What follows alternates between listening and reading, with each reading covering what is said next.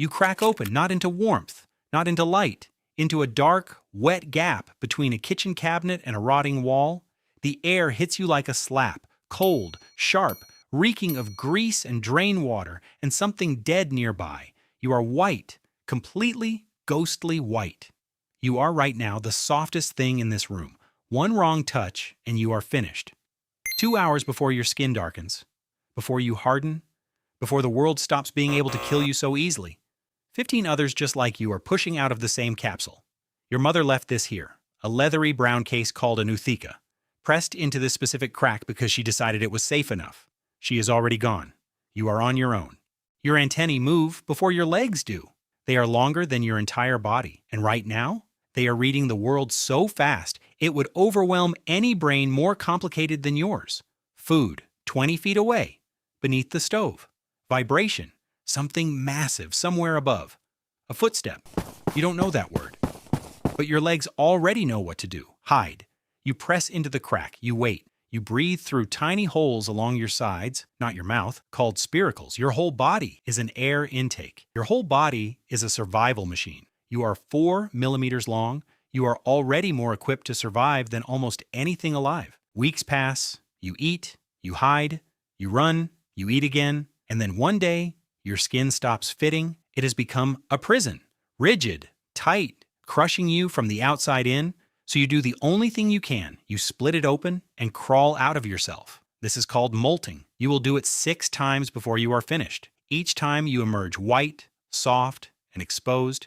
Each time you harden darker.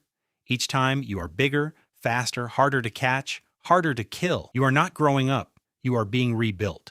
From the outside in, over and over, until the final version of you is complete. The humans above you call this a kitchen. You call it nothing. You have no words. But you know every inch of it the way a soldier knows a battlefield. The crack in the baseboard is your highway. The warmth beneath the refrigerator coils is your city.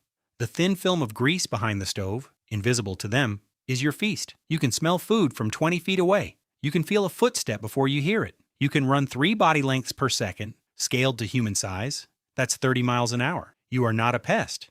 You are a precision machine, one that has been running unchanged for 320 million years. When your kind first appeared on this earth, there were no birds, no mammals, no flowers.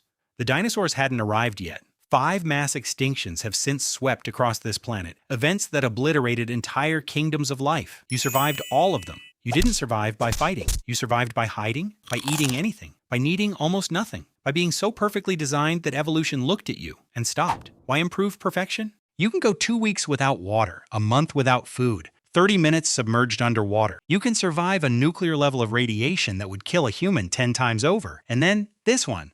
You can survive being decapitated. Your nervous system doesn't run top-down like a human's. It's distributed across your entire body. Cut off your head, and your body keeps running on its own instructions. You only die, eventually, because you can no longer drink. Thirst kills you, not the missing head. There are hundreds of you in this house. You don't talk, you don't organize. There is no leader, no plan. But you are not alone either. You leave chemical signals, pheromones, on every surface you touch, and so does every other cockroach in this building. These invisible messages say food here, shelter here, danger there, follow this path. When enough cockroaches need to choose between 2 shelter sites, they don't fight about it. They don't vote with raised legs. The pheromone concentration decides. The majority's choice becomes the signal becomes the decision. You are a democracy of survival, leaderless, headless, unstoppable. 6 months in, you molt for the last time. When you crawl out of the final shell, something is different. There is weight on your back. Wings. You are 40 millimeters long now. Reddish brown. Armored. A full adult. You will almost never use those wings. American cockroaches rarely fly. But they are there, a remnant. A memory of some ancestor that once owned the sky. You don't think about that. You never think about anything. You just run. You feel it before you smell it. Something wrong in the air. A chemical signal your ancestors never evolved to recognize because it didn't exist until 70 years ago. Pesticide. Your legs fire before your mind does. You are moving. You are in the crack behind the refrigerator. You press yourself flat, antennae working, reading. The mist follows. You have survived everything this planet has ever thrown at life. You did not survive the humans. You are old now, nearly a year. The signals are slower. The antennae respond with a half-second lag. The world still speaks to you, but faintly, like a distant radio station, full of static. You find the warmest crack behind the refrigerator coils. You press yourself in. You have been doing this your whole life, finding the space between things and waiting. You wait one last time. The antennae go still. The spiracles close. The darkness, which was always your home, is all there is.